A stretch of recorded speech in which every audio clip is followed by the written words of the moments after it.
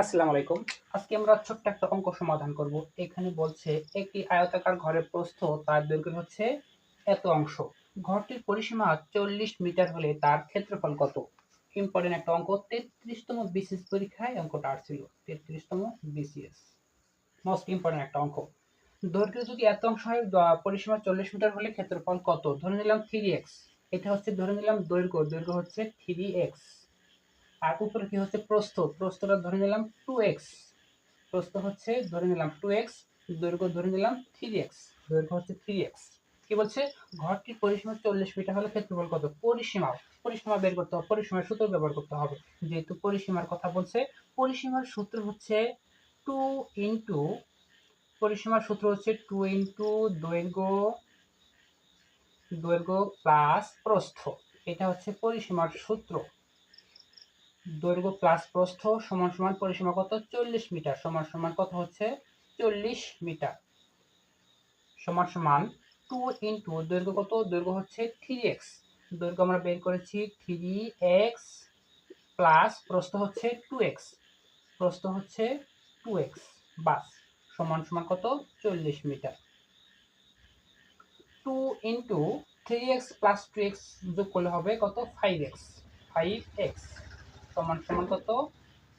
40। তাহলে 5x সমান সমান 40 ভাগ 2 ভাগ করলে কত হবে? 20 হবে। 20।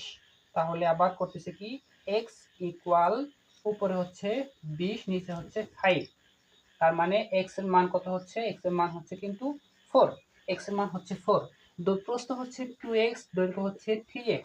এখন আমরা এই মানটা বের করব। 2x, 2 ইনটু x এর মান কত? x এর মান হচ্ছে 4।